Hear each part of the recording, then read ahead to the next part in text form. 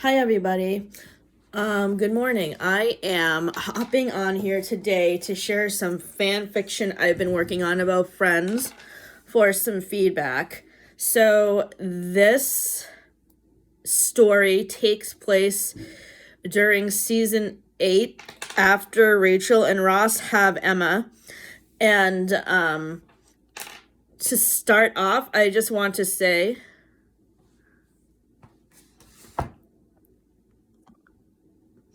that I never really enjoyed Ross and Rachel as a couple. Not anything against Jennifer Aniston or David Schwimmer's acting. They were fantastic in both of those roles, but I just never felt that they were a good match. So basically, what happens in the first chapter of this story is that Rachel is in the hospital. She just had Emma.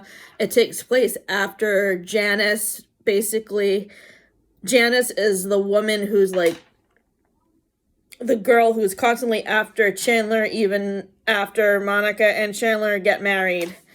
For those of you who don't remember, basically she and Rachel have a talk, and Rachel says, that she's on her own. And in this next chapter I just wrote last night, it takes place it's a deleted scene that takes place at the end of the episode, the one with the male nanny, where Rachel and Ross are trying to hire a male nanny for Emma, but Ross doesn't want to hire him because he's male, and it makes him feel uncomfortable for whatever reason. So there's that. As Rachel got ready for bed, she could not help but resent Ross for how he had acted during the interview with Sandy. She felt that he was a perfect fit for the job. Ross snuck up behind her and wrapped her in a hug. Hey. Rachel wriggled out of his embrace and rocked to the other side of the room, crossing her arms. What's gotten you so upset? How you were acting today during the interview with Sandy. What's the matter? You were very biased towards Sandy because of his sexuality. That's what's the matter. That's the reason why you didn't want to hire him. I didn't realize that made you so upset. Obviously you didn't, Ross. You didn't take my feelings into consideration at all. He would have been perfect for helping us out. How could you be so close-minded? Ross was quiet. What example do you think that will set for Emma when she gets older? I guess I wasn't considering that. No, you weren't. You had a similar reaction to Ben playing with a Barbie, remember? Ross looked uncomfortable. Yes, I do. What's your point? My point is, you're very insecure about your masculinity, hypothetically speaking. If Ben came out as gay, how would you react? Ben was taken aback. Are you saying that could happen? Anything is possible, Ross. If this was the case, I would definitely embrace it and support Ben. I don't know. Rachel climbed into bed and pulled the covers up around her. Good night, Ross. Ross kissed Rachel's forehead. I'm sorry, Rach. I didn't realize this would upset you so much. I love you. Good night. He then headed into the bathroom to take a shower. Rachel slept fitfully and woke up at 3:30 a.m. to feed Emma. As she rocked her daughter back to sleep, Rachel started to cry and said, Oh, Emma, the more I think about it, the more I realize Daddy and I may not be the best fit for each other. I don't know what to do. As Janet stood at the hospital, you and I will probably be alone. Rachel slept in until 9 a.m. and woke up feeling refreshed. Ross was already at the university since he taught morning classes from 7:30 a.m. to 11:30 a.m. She opened up her laptop to check her work and personal emails. Sipping her coffee, she decided to call Phoebe on the phone. How did the interview go yesterday with the nanny for Emma? Phoebe asked. Rachel groaned. Disastrous. Ross ruined everything. What happened? He is obviously insecure and didn't want to hire him because he was a male nanny. That doesn't sound like Ross. Well, you better believe it. Is there someone else you could hire? Yes, I'm sure there are plenty of other options, but to me, he was the perfect candidate. Monica told me that Carol called to congratulate you while you were in the hospital. How did Ross handle that? Rachel let out a sigh. Not very well. I was honest with him about how I am of his temper and how he needs to get things under control. Do you think he will change his behavior? I don't know, Phoebes. I really hope he does. I really want this relationship to work out.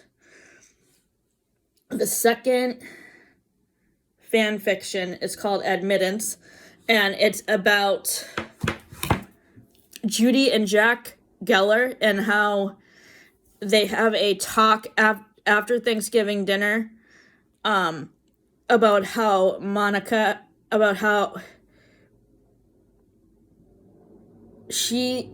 Jack wants his wife to come clean to Monica about the fact that she had an affair and she was the child of that affair, but the mother is too guilty to admit to her mistake. So that's the basic of this story. Jack Geller was overwhelmed like his wife with all the information he had just learned about Ross and Monica. As they were getting ready to leave, he patted his wife on the shoulder.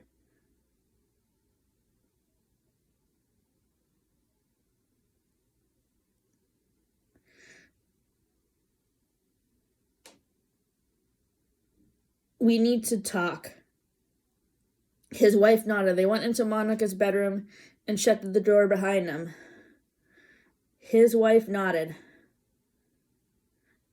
Oh, you need to come clean to Monica about the affair. Judy Geller stiffened. No, I don't. I can't go on like this, Judy. I hate keeping a secret from the kids. We've been doing this for 20 years. We can't keep pretending that this didn't happen. Yes, we can.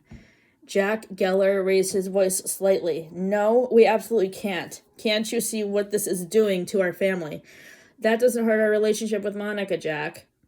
You don't get it. It has not just hurt your relationship with Monica, but your relationship with Ross and I as well. Would you stop being so stubborn, Judy? Something hurt better left unsaid, Jack. Jack Geller slowly sank down onto Monica's bed and massaged his temples. To be honest, Judy, we should have gotten a divorce right after the affair, but you didn't want that. I lost all trust in you after that. You destroyed my friendship with Richard, too, by having the affair. Richard had been a close friend of Jack's, who at one point had dated Monica.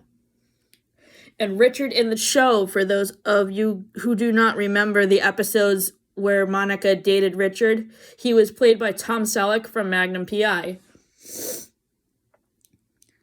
I still don't think we should say anything. Damn it, Judy, you were so passive-aggressive to Monica at dinner, and I hate seeing you hurt her like that. There was a tentative knock at the door. Monica peeked her head around the doorframe. Mom, Daddy, is everything okay? Yes, everything is fine, dear. I'll get our coach, Jack. Her mother slammed the door behind her. Monica noticed the look of distress on her father's face. Daddy, you look upset. Can we talk about it? Jack took his daughter's hand gently. Yes, honey. I think this talk is long overdue. What's going on, Daddy? Your mother has been keeping a secret from us for years, and she is a coward. 10 minutes of silence followed. Daddy? Jack Geller took a deep breath. You'll always be my little harmonica, even if you're not my real daughter. Monica gasped and covered her mouth. What do you mean I'm not your real daughter? Jack looked at Monica with tears in her eyes. That comment your mother made at dinner tonight about leaving somebody at the altar, she was talking about herself. She had an affair with somebody before we had you, and you're his child. That was the man she left at the altar. Who was that? Jack looked away, embarrassed. What's wrong, Daddy? It was Richard. Monica's jaw dropped. My Richard, the one that I dated for a few years? Monica. Answer me, Daddy. Yes, the same Richard. Why didn't you say anything to me? I would have not dated him had I known about this. I have wanted to tell you and your brother this for years. Your mother pressured me not to say anything.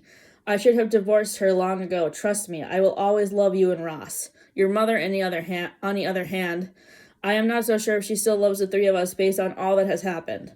Monica burst into tears.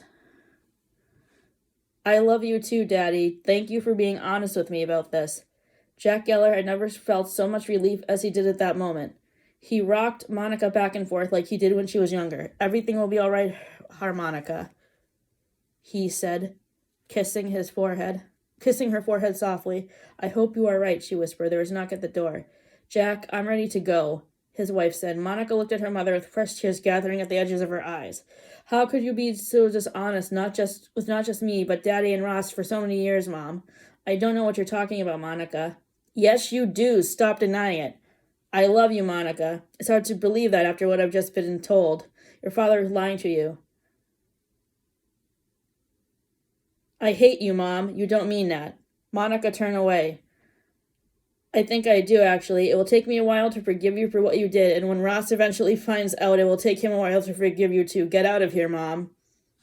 So please let me know what you think of my fan fictions. I would really appreciate your feedback, especially for the one I'm writing about Rachel and Emma, because I'm basically trying to rewrite the last season of Friends because I really didn't like how Rachel and Ross ended up together, and I thought she deserved a lot better. So if you could please comment, that would be great. Have a great day. Bye.